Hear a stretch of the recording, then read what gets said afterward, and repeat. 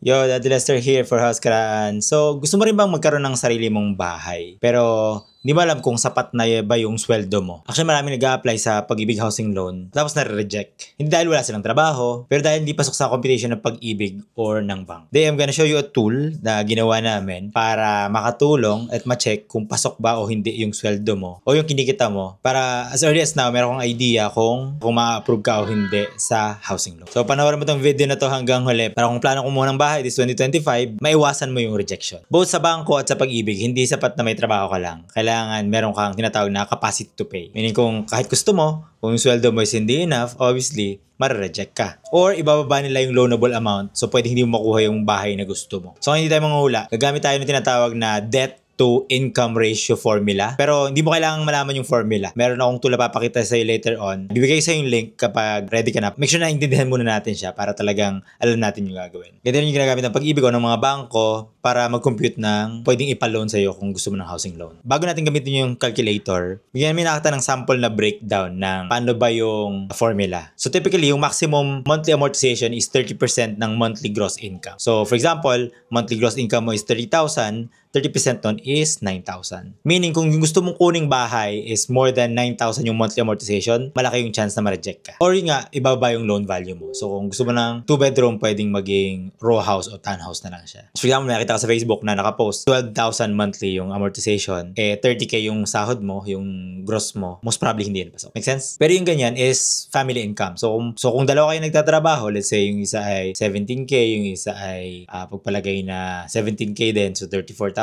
So, pasok yon. So, pagkukumbainin yung sahod ng mag-asawa. So, another example, kung 25K yung sahod mo, tapos yung bahay na gusto mo is palagay na 10K, malaki din yung chance hindi pumasok. 30% nun is 7.5. So, yung medyo safe na pwede mong i-loan is around 7K. Pero again, hindi porket pasok ka doon sa 30% is approved na kagad. Marami pang ibang factors. So, may mga iba pang chinecheck yung bangko aside from sahod mo, tsaka yung Pag-ibig. Employment history mo, kung at least 2 years ka na nagtatrabaho or 24 months, wala kang existing na unpaid loan o hindi mo nabayaran yung mga previous mong utang. Age, importante yan kasi mas bata, mas mahaba yung term na pwede kang magbayad, and usually, pwedeng mas mababa yung monthly amortization. Pwede tinatawag na good paying habits kapag may mga ibang loan ka sa SSS, sa GSIS, or sa bangko din, tapos obviously hindi mo nababayaran, then pwede maging reason din yun para ma-reject ka dito sa housing loan. Alam ko, minsan nakaka-frustrate, no? Pero mas okay na yun para hindi masayang oras natin kaysa mag-apply ka tapos malaki pala yung chance na hindi ka ma-approve. So might as well, di ba? Check na natin itong mga bagay nito.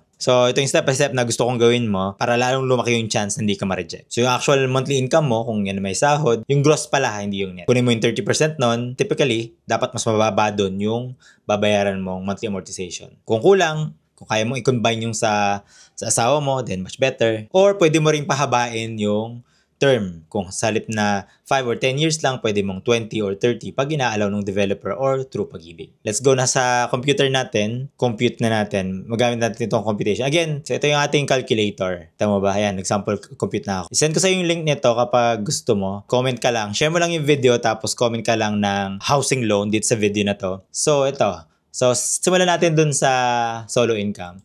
Kasi ang gross mo ay 29,000. Tapos, ang target mong bahay is 13,000.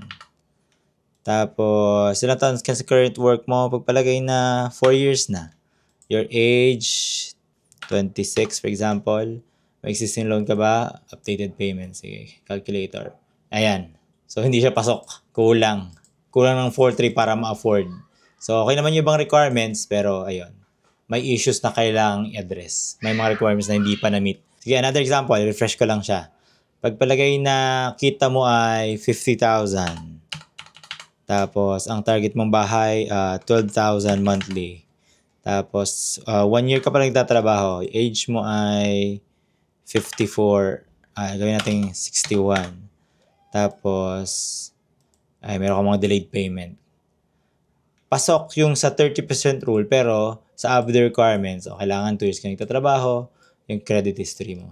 Kasi ba? So, yan. You can play around with this tool, no? Send ko nga sa inyo yung link, tapos, yan. You can use this. By the way, ito ay estimate lang, ha? Hindi ito yung pinakang tool. Pinadali lang natin. And pwede ninyo gawin kapag dalawa yung kumikita. So, yun natin, 34,000 isa, 32,000. Mag-asawa kayo kumikita.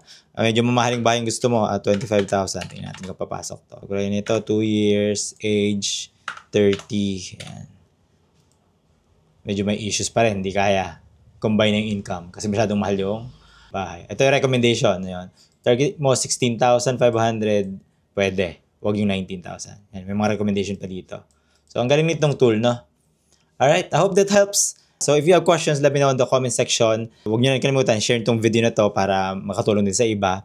And don't forget to like, comment, subscribe. And again, my name is Daddy Lester. Hope this helps. See you in the next one. Bye-bye.